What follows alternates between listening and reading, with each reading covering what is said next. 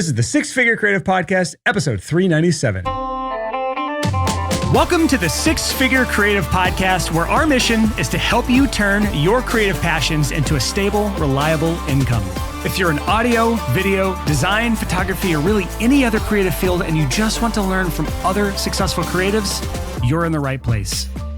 The number one fear that keeps freelancers from trying out paid ads is that they're terrified of just lighting money on fire and getting nothing back. But that's usually not the case. So today I want to show you exactly how to turn $500 into something meaningful for your business and when to maybe not waste any money whatsoever because maybe you're not ready for it yet. I'll talk through kind of both sides of things. And if you're actually ready for it, I'll talk you through how to get the most out of what I call this $500 strategic bet. I'll even talk about some people we've worked with to help with their ads, like Unique, who spent $258. She landed a $24,000 project, and this was her first time ever running ads. I'll talk you through what she did and give you some examples of some others as well. In case you're new here, I spent over $500,000 on paid ads just last year alone, 2025 alone. And we learned a ton from just doing this for our own business. But we've also coached our clients through this process like hundreds and hundreds of times. So we've dialed in processes for testing, making sure we get the most out of every dollar we spend, making sure that we get as much of the upside as possible while mitigating as much of the downside as possible. And we've turned it into a pretty repeatable process. And I want to share that on this episode. If you're new here, my name is Brian Hood. I'm clearly sick right now. You know how the holidays are. You get around the little kids that are running around everywhere, coughing on you, giving you their little whatever diseases they have. And then you come home and you lose your voice. Always fun stuff. But this is the Six Figure Creative Podcast. It's a podcast for creative freelancers who want to earn more money without selling their souls. We do a lot of things here differently than a lot of other people in our niche. And I'm less on the fluffy side of things and I'm more on the actual, let's just talk numbers. Let's talk dollars and cents. Let's talk systems, processes. And I take a lot of influence from other industries, like the SaaS industry is a big one that I take influence from. So if that sounds remotely interesting, you're in the right place right now. Maybe I should be sick all the time. I got the low voice, the sultry tones. You're listening to Smooth Jazz 108.3 FM. So let's talk about this. 99% of the clients that we work with, when they first come to us, are fully reliant on word of mouth and referrals in order to get clients or repeat work from their past clients. Like that's the only business that they have. They rarely, if ever, get strangers to hire them. And when we first start working with them, we take a look at their business and we see, is there first any low-hanging fruit that we can harvest? Is there like past clients that we can get to come back that you haven't reached out to, or have you actually been following up reasonably? Do you have any past leads that you let die that actually could have been a client, but you just didn't follow up properly? Again, follow up. Is there like some people in your network that you're not tapping into properly, or people that could be potential clients in your network? Are there even any neglected marketing assets? Like you have a large social following or YouTube following or an email list or something that you're just not utilizing to its fullest extent in order to get clients. So before we ever do anything in paid ads, we tap all these out. And sometimes those things are enough to reach your income goals, but usually not. And when that's not enough to reach your income goals, that means you need to move to the place where pretty much everyone on earth moves. And that's getting strangers to hire you. Every business on earth, except for freelancers for whatever reason, have accepted the fact that in order to succeed, in order to thrive, strangers have to want to pay them. Virtually every business on earth is this way. And while most freelancers are stuck only working with people who already know, like, and trust them, they have yet to ever venture into this world of getting strangers to hire them. But when you go into that world, this is a scary place. This is new to you. You've never actually gone to the world of strangers. Freelancers have what I call a stranger danger. But if you want to move into the world where you're getting strangers to hire you, you basically have four choices in order to do this. First is turning like networking into an actual viable strategy that you can deploy over and over again. It's systematizing and strategizing networking. Most people don't have the network to do it. They don't know how to do it. They don't have the people skills to do it. That's usually off the table for like almost everybody. If you're doing that strategically, you're probably good and you're probably not listening to this podcast, but maybe you are, maybe you're sick of the networking thing and you're like, this paid ad thing sounds interesting. Okay, cool. Number one, potential thing you could try, networking, systemizing it, not just endlessly networking.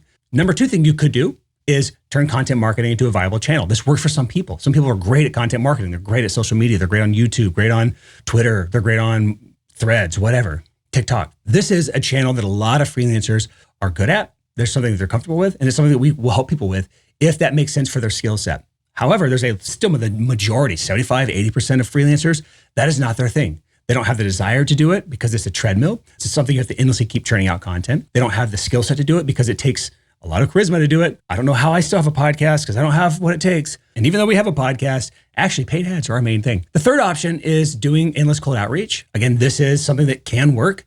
I'd say maybe about 5 to 10% of freelancers I've seen attempt this have ever actually gotten a result from it. And of those have gotten a result, most of them burn out before they can keep it sustainable. But that is a viable way of getting strangers to hire you. And the fourth kind of like main thing you can try is making paid ads work. Here's my challenge for you on this episode. I want to change your mind and get you to commit to a $500 paid ads test this month or next month, called like a paid ads challenge. If you listen to this episode when it came out, January 13th, then This is an extremely good time to run paid ads. Why? Because we just got through the holidays. We just got through Black Friday. All that time is where everyone's spending tons and tons of money trying to get their bank for Christmas Day, right? Everyone's trying to get as much money as they possibly can. After the holidays end, then January comes. The only people paying for ads right now are like fitness and health.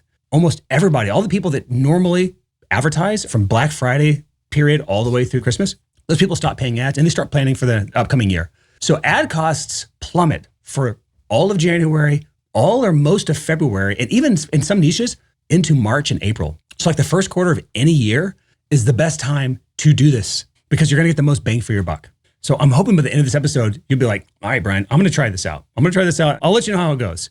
The downside is you lose $500 and you can say, at least you gave it an honest try. This is something you've never tried before. You can at least say, I gave it an honest go. Didn't work for me. I'm moving on to something else. I'm going to go do the endless cold outreach strategy, or I'm going to go dance on TikTok or whatever. The realistic downside is that you spend $500 and you at least learn something meaningful that you can utilize in future tests or somewhere else in your business, like some sort of actual data that you're like, oh, that's really interesting. I didn't get money back, but I got something back. So you can like keep refining for future tests, something like that. But the potential upside is really high. Thousands or tens of thousands of dollars worth of projects just from the $500 test. Let's talk about when this $500 test can work. Like I'm gonna give you 3 requirements that you need to have in place in order for this to work. The first is your client value has to be in the right band. $1,500 is on the lowest end I've seen make this work. Below that, it just doesn't work. $25,000 is on the higher end that I've seen work. Way above that definitely doesn't work because you'd have to spend so much. So if you're between that, if your average annual client value is between $1,500 and $25,000, you can likely make this work. You'll have the first requirement done. One note on small projects. I work with a lot of music producers because that's my background. And so you'll have a lot of clients come in, they'll record a single with you and it'll be like $300, $500, $1,200, whatever. It's under $1,500. And you're like, Brian, can I make this work? And the answer is yes, because clients, if you do a good job with them, they come back to you for their next single or their next EP or their next album. I'll give you a case study on this later in this episode. But those small projects add up. That's why I look at annualized value. What's an average client worth to you over the next year? So if a client only hires you one time and that's the last time they work with you, like a wedding photographer, that one hire is the average annual client value. If it's like a music producer and they hire you a bunch of times over the year, you look at all the projects added up on average. So maybe you only get $500 for a mix, but if they hire you for 3 or 4 more songs, that's now $2,000, $2,500, $3,000 for the full year. You're within that range that makes sense. So the first thing is the client value has to make sense. Second thing, a clear niche and offer. If I can't understand exactly what you do and who you help in like 5 seconds, your ads will not work, period. Donna Miller calls this like the blink test. It's like, if I go to your website and like in the time it takes me to blink, which is about 5 seconds, I can't understand what you do, you lose. The thing he uses all the time is if you confuse, you lose. This goes doubly when it comes to paid ads. Horrible if you have paid ads and you're just confusing people. I'll give you 2 bad examples. First one is, this is an actual headline from a website from somebody who applied to work with us. It said, forged from decades of cross-vertical experience, creative collaboration, and strategic execution, our expertise is production excellence. Like I have no idea what problem you solve, who you're solving it for. I don't know what that means. That's awful. I'll give you one more. This is another one that's also bad, but maybe this is just so far above my head, I don't understand it. And like some nerd out there is like, Brian, this is actually a great headline for this niche.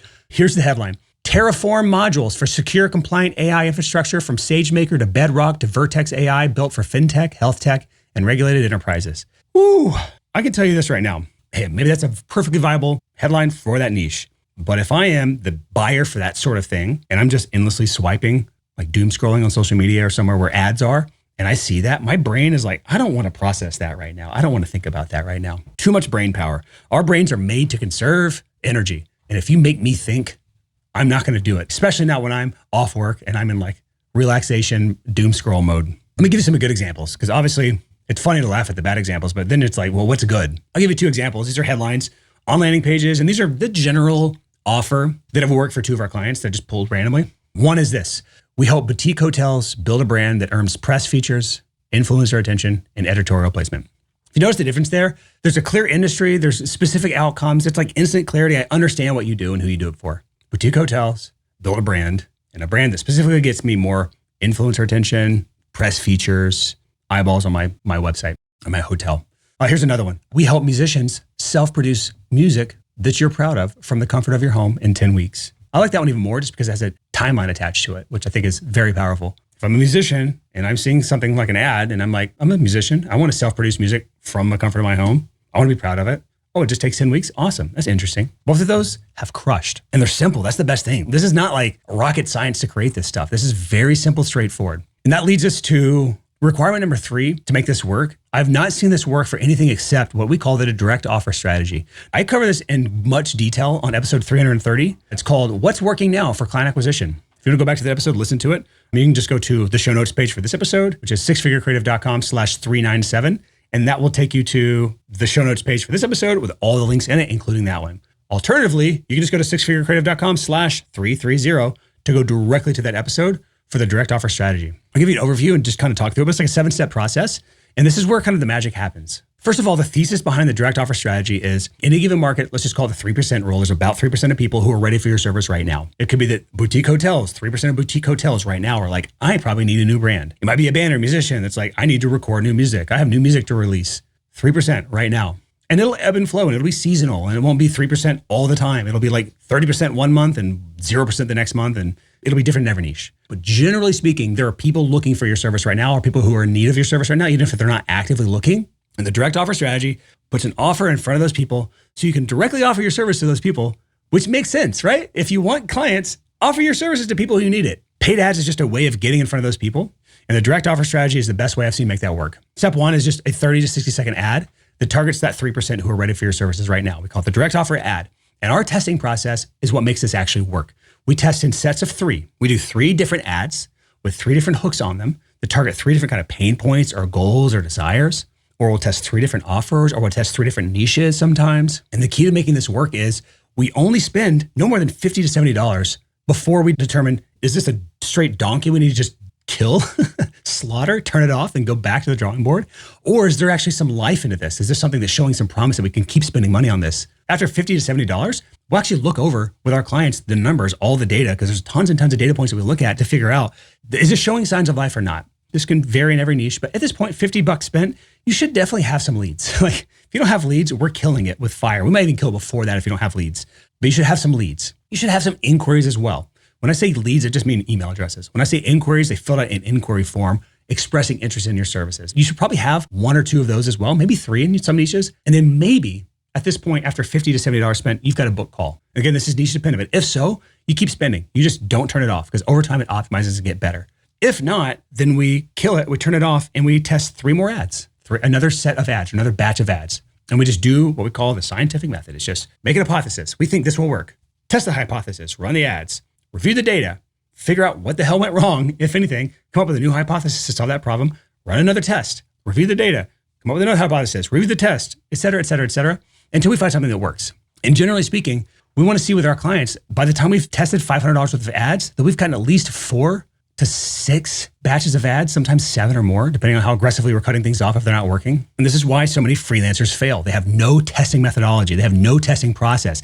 They look at the data. They don't know what they're looking at. They spend $100 on something and they're like, this was a failure. I didn't get a client. Meanwhile, all the data is saying just keep spending, but they just cut it off because they're like, this doesn't work. That's the first step in the direct offer strategy. Second step is sending them to a landing page with like a 3 to 6 minute video covering how you can help them get what they want with that offer. You're just explaining how you get them the thing that they want. That's all it is. It's like 3 to 6 minutes long. We call it your direct offer video, and it's pretty straightforward. We've been testing this with a lot of clients. We've even seen some cases where we can just skip the direct offer video and just do a longer ad, like a 2 to 3 minute ad, skip the page, go straight to the actual inquiry form. But okay, step 1, 30 to 60 second ad. Step 2, usually, still for most people, send them to a direct offer video landing page. 3 to 6 minute video on it, explaining what you do, how you help them, et cetera, so they can get a little bit more information about how you help. From there, they go to an inquiry form. Inquiry form is just a short inquiry form that asks a series of questions to make sure that they're a good fit for you, you're a good fit for them, and that they're actually qualified to work with you. That's an important part.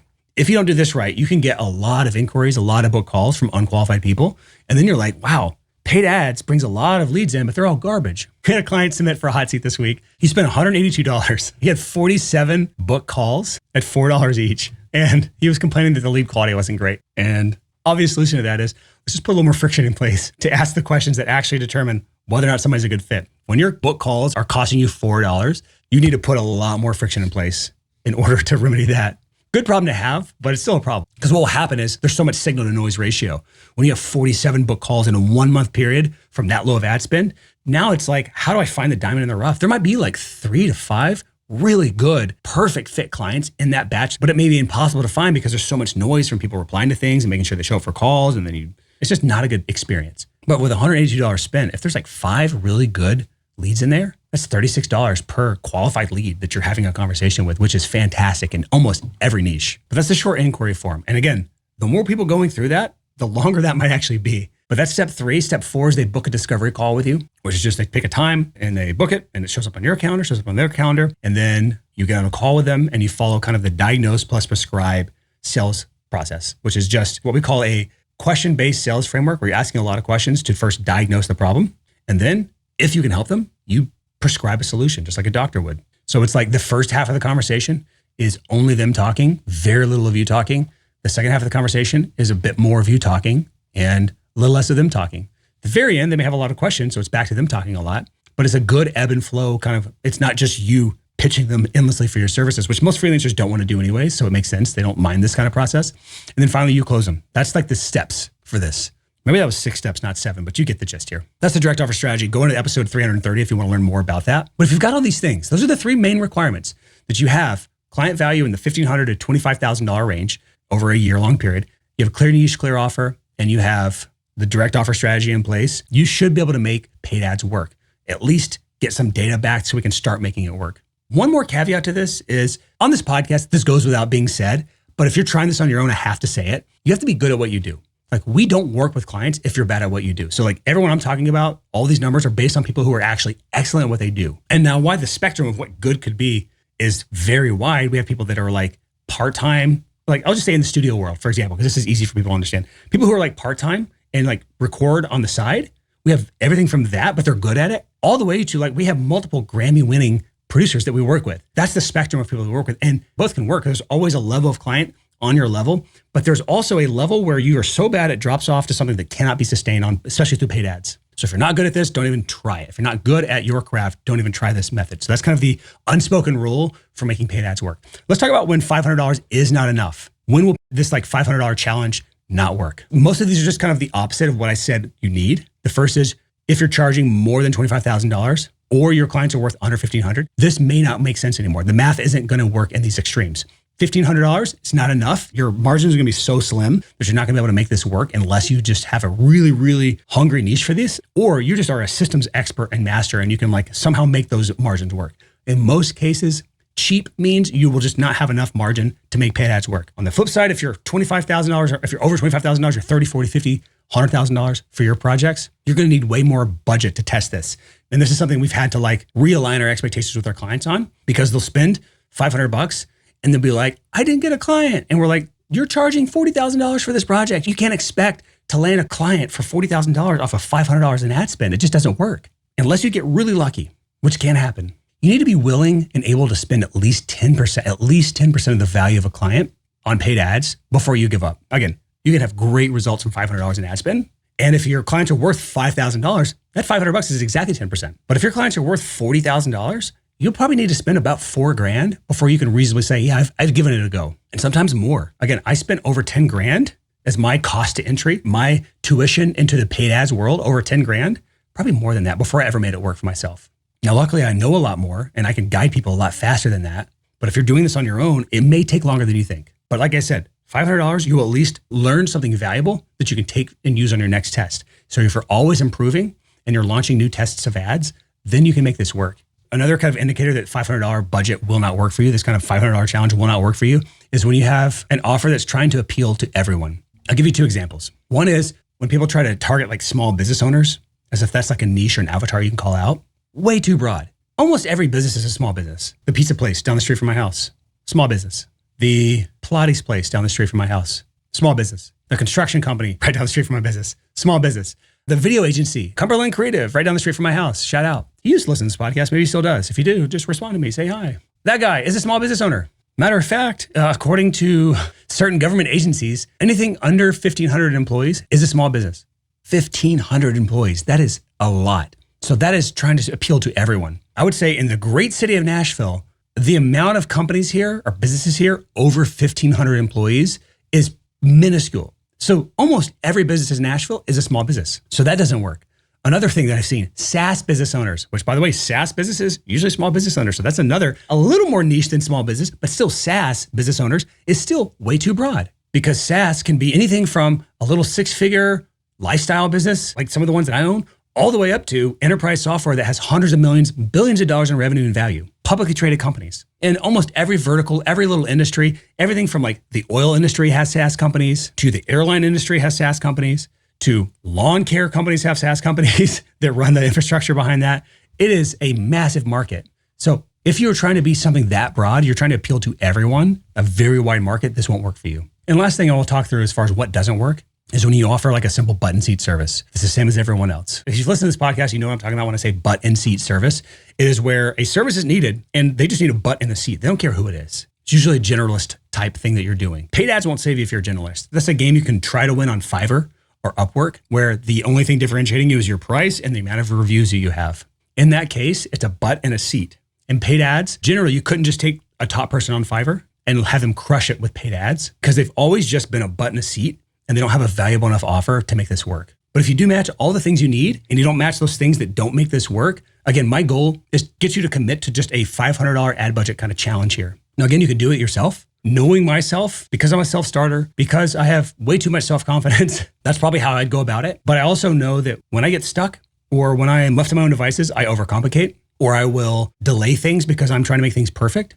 So I even know myself, even though I know that I have the proclivity to pursue things on my own, even I know that when I get someone to help me, I can move faster. But I know also a lot of people, they won't ever do this because they don't have help. So if you need help, we will help you do this. We'll actually help you implement this. And if you join us this month, we'll give you the $500 ad budget that you can actually use to get the snowball rolling. I like to reframe this as this $500 is not an ad budget. This is like your tuition into getting this to work. So even like failed ads or failed tests can produce leads. They can produce conversations. They can produce clarity on the people you're talking to that you're learning from. You're like, oh, I see now why this didn't work after talking to this person. They think I'm doing this, but they actually want this. Or they think they want this, but they actually need this. And so I actually need to pitch one thing and then sell them something else, which again is part of marketing. It's sell them what they want, give them what they need. That's why your ads can sometimes say one thing, but when you get into the diagnosis process, they then realize they need something else and then you sell them that thing. This gets more advanced. We could talk about this if we work with you, but we will work with you one-on-one to make the absolute most out of that $500 ad budget challenge. Now, I've got a few clients I'll kind of talk through what we did with their budgets. The first one is, his name's Josh Bird. His $500 ad budget that we gave him, we turned it into $9,520 worth of projects for his recording studio. He's got a recording studio. It's like hour and a half, 2 hours out of Nashville. He says he's in Nashville. He's not really in Nashville. I give him a hard time about that. But he like basically took the $500 ad budget and made $10,000 back. But it was actually way more than that. We helped him like early spring last year, something like that. And so that's where his $500 ad budget was spent. But then towards the end of the year, some of those leads then popped, meaning like the leads that he bought in spring of last year finally bought at the end of the year, which turned into another $8,000 project. So he actually turned the $500 ad spend from just, let's just say May. I don't remember the exact month, but just to say it's May. He turned that $500 ad spend from May or June into $9,500 that month. And then another $8,000 months and months later when one of the leads finally bought. Or maybe it was a client that came back to him that he got from that ad budget, which means it was just over $17,000 from his $500 ad budget. That is almost the record. Not quite, but it's almost a record. Before I get to the record, I got one more client to talk about. This is another audio one because we have a lot of audio people because that's my background. But Jake Codewise, he's a mixing engineer and he turned his $500 ad budget into $8,790. This is another quick turnaround. But Unique, I think I mentioned her earlier in this episode, Unique has the record for this for Clients by Design. She had $258 of ad spend turn into $24,000 project. Not only that, like that was a good one. I get one project and $258 spent. That's great. But she actually turned her first $1,000 of ad spend, so her first total of $1,000 of ad spend, into more than $43,000 of projects. And then on top of that, she made one niche work. So that was in the, I think, boutique hotel space. Then she did what we call niche stacking. And that's when we have one niche working, it's going well, ads are spending, clients are coming in, but she wanted to stack on another niche. We made a funnel and ads for branding events. So like actual live events that happen, she brands those as well. She spent $320 on that niche the first month we did that and closed $45,000 worth of projects. Her quote in our community, so we have a community post from her. She said, this is all caps, disrespectfully good. So Unique is the champ of this. Another one worth commenting on, because this can be very common as well, is we had a client, her name's Kimberly. She spent $441 with us her first month. She got some inquiries, she got some calls, but she got no clients. And a lot of people, they would spend that. It was just under $500, but we'll just call it $500. They'll spend $500. They'll get some inquiries, get some calls. Some of the calls would be good, some would be bad, but they'll be like, I didn't get any clients. The average person will be bummed out. But again, we explain this to our clients that we're trying to learn as much as we can. So we provide the first $500 in ad spend. Past that, it's on you.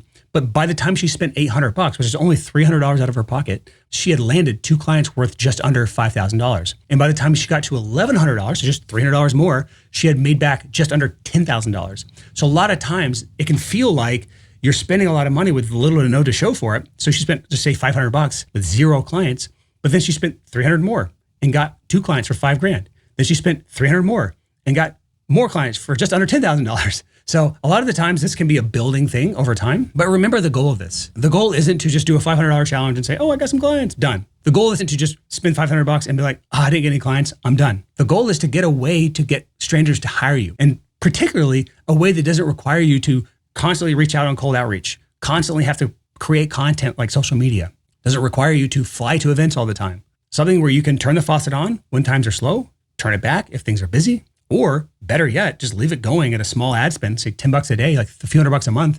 So you always have some leads in the pipeline so that even if you're busy, you just stack up your waiting list or you book out your calendar. Because the more booked out you are as a freelancer, the more demand you have on your services and the less time you have, the more you can charge. That's generally the way we do it. It's like when you start stacking out your calendar, we say, then it's time to start raising your rates. And this is part of leveling up as a freelancer. You have a really good month because you tapped out your low-hanging fruit, you get a bunch of clients, but then you don't do the next step. So you never get strangers to hire you. So then you have a big famine period. So then you're like, what the hell do I do? If you're smart, then you start trying something like paid ads. All right, we've tapped out the low-hanging fruit. Now we need to try paid ads and we start getting that to work. And now you have that good steady base. You have your clients coming back to you. You have the feast periods on top of what the paid ads is doing. And all of a sudden you start having your calendar booked further and further out. At that point, you almost have to raise your rates in order to what we call reduce demand of your time so that things can even back out. Otherwise, you have an exponentially increasing waiting list and you'll feel stressed about that. So again, January, February, best time to try this $500 paid ads test challenge.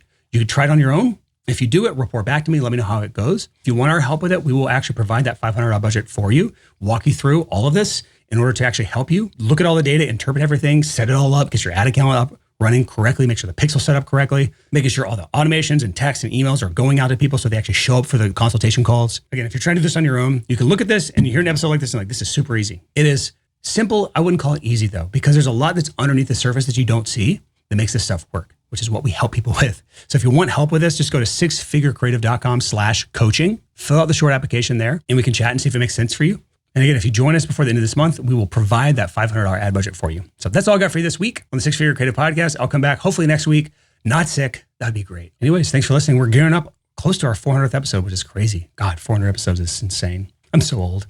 Actually, if you go back to like when we first launched this podcast, Six Figure Creative as a video podcast, because it used to just be audio only, go back to episode 151. If you watched that video, not only did you see my old co-host in that, but I also had way more black in my beard than I have now. So yeah, I'm getting old. See you next week. Peace.